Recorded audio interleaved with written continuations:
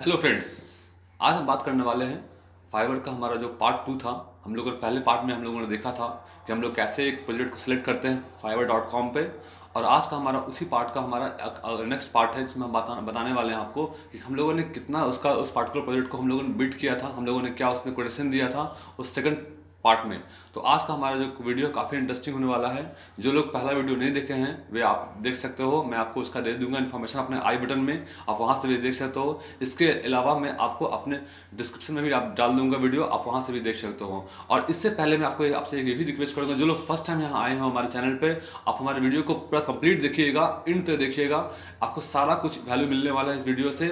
और इसके अलावा भी आप और भी कुछ जानना चाहते हैं फ्रीलांसिंग के बारे में, तो आप हमारा पूरा प्लेलिस्ट दे सकते हैं, उसमें काफ़ी इन्फॉर्मेशन है। आप कैसे बिडिंग कर सकते हैं, कैसे आप प्रोजेक्ट सेलेक्ट कर सकते हैं, आप कैसे वहाँ अकाउंट बना सकते हैं, कैसे आप पेमेंट गेटवे के थ्रू आप पैसे मंगा सकते हैं। तो सारा इन्फॉर्मेशन हम आपको हमारे चैनल में मिलेगा। तो आप हमारे चैनल पर जाइए, हमारे वीडियोस को देखिए, और तब भी आपको कोई डाउट हो, कोई क्वेश्चन हो तो आप मुझसे पूछिए। आपको सारा इन्फॉर्मेशन मिलने वाले हैं हमारे इस चैनल पर। तो मैं सारा आपको जो जो इंपॉर्टेंट वीडियोस है आपको मैं इसका डाल दूंगा डिस्क्रिप्शन बॉक्स में, आप वहां से भी देख सकते हो। तो आज का जो हमारा वीडियो है, इसमें बात करने वाले हैं फाइवर का केस स्टडी, वीडियो नंबर 2। आगे बढ़ने से पहले आप चाहो तो मुझसे सोशल मीडिया पे भी मुझसे जुड़ सकते हो।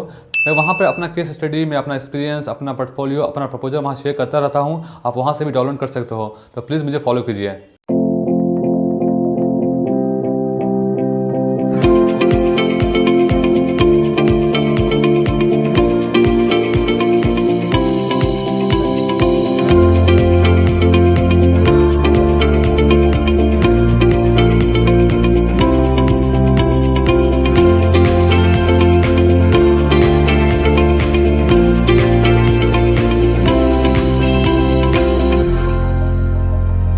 तो आज का हमारा जो वीडियो है, इसमें बात करने वाले हैं हम लोग कि हम लोगों ने जो फर्स्ट पार्ट का वीडियो था उसमें हम लोगों ने देखा था हम लोगों ने कैसे कोई प्रोजेक्ट को सिलेक्ट किया है।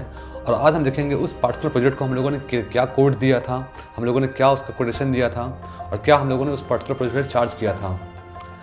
तो चलते शुरू करते हैं। तो आज का जो हमारा वीडियो है, इसमें हम देखेंगे हमारा कोटेशन स्टेज, हम लोगों ने कितना कोट किया पार्टिकुलर क्लाइंट को उस पार्टिकुलर प्रोजेक्ट के लिए, जो मैंने दिखाया था फर्स्ट पार्ट में।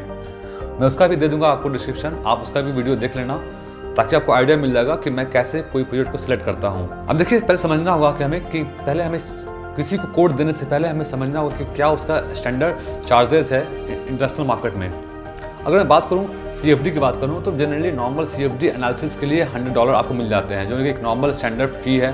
अगर आप किसी भी प्रोजेक्ट पे काम करो तो नॉर्मल $100 से लेकर स्टार्ट होता है। तो आप $100 का एस्टिमेट कर सकते हो पार्टिकुलर प्रोजेक्ट के लिए, क्योंकि छोटा सा ये कोई बहुत ज़्यादा रॉकेट साइंस वाला प्रोजेक्ट था नहीं, ये सिंपल सा आपको CFD टेस्टिंग करना था। तो आप यहाँ पर $100 का आप चार्ज कर सकते हो। सेकंड क्या होता है, अगर आपको यहाँ पे करना होता है कैलकुलेशंस, तो नॉर्मल कैलकुलेशन में आपको $100 आप चार्ज कर सकते हो क्लाइंट से। आप वहाँ पे कह सकते हो कि मैंने यहाँ इस पार्टिकुलर प्रोजेक्ट में मैं यहाँ टेस्टिंग कर रहा हूँ, इसका मुझे बहुत सारा फॉर्मूलाज को ड्राइव करना है, तो इसके लिए मैं चार्ज करने वाला हूँ $100। और सबसे इंपॉर्टेंट क्या होता है, थीसिस राइटिंग। अगर आप रिपोर्ट तैयार कर रहे हो या फिर आप कोई थीसिस पे राइटिंग कर रहे हो, तो वहाँ पे जो नॉर्मल जो रेट चल रहा है इंटरनेशनल मार्केट में, वहाँ पे क्या है कि आपको $5 to $10 आपको पे करने होते हैं। आपको थीसिस राइटिंग के लिए आपको $5 to $10 आपको मिल जाएगा 1000 वर्ड्स के लिए।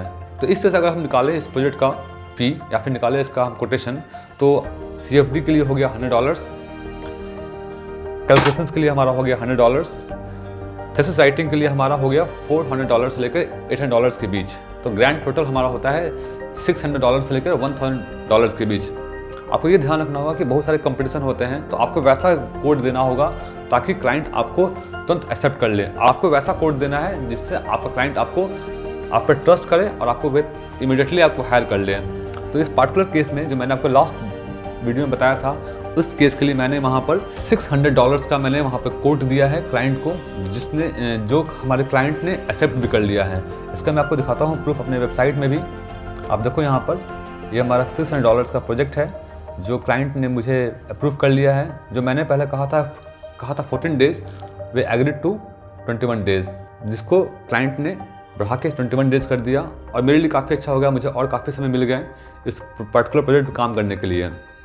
आप देख रहे होंगे कि इस पार्टिकुलर प्रोजेक्ट में मुझे $600 का मैंने कोड दिया और क्लाइंट ने एक्सेप्ट भी कर लिया, और इसके लिए मुझे 21 डेज़ का मुझे टाइम मिला इस टाइम फ्रेम में मुझे कंप्लीट करना है प्रोजेक्ट को। आप यहाँ भी देख सकते हो, यहाँ भी मुझे ये कोड शो कर रहा है, I will do CFD analysis in ANSYS with A report. यहाँ पर 46,503 रुपीज़ का जो इंडियन रुपीज़ में जो वैल्यू आया है ये हमें वहाँ पर शो कर रहा है। तो ये हमारा क्लाइंट का कोड हो गया। तो आप इस तरह से क्लाइंट का कोड निकाल सकते हो। तो जैसे कि मैंने पहले भी कहा कि CFD के लिए आप 100 और जो भी आपका होगा कैलकुलेशन पार्ट उसके लिए $100 और राइटिंग के लिए मैंने पहले भी कहा था कि आपको $5 to $10 आपको पर 1000 वर्ड्स के मिल जाएंगे। तो इस तरह से हमारा हिसाब होता है। यहाँ पर 600 टू होता है 1000, मैंने यहाँ पर कोड दिया था $600। तो ये यहाँ मुझे मेरे कोड को एक्सेप्ट कर लिया गया।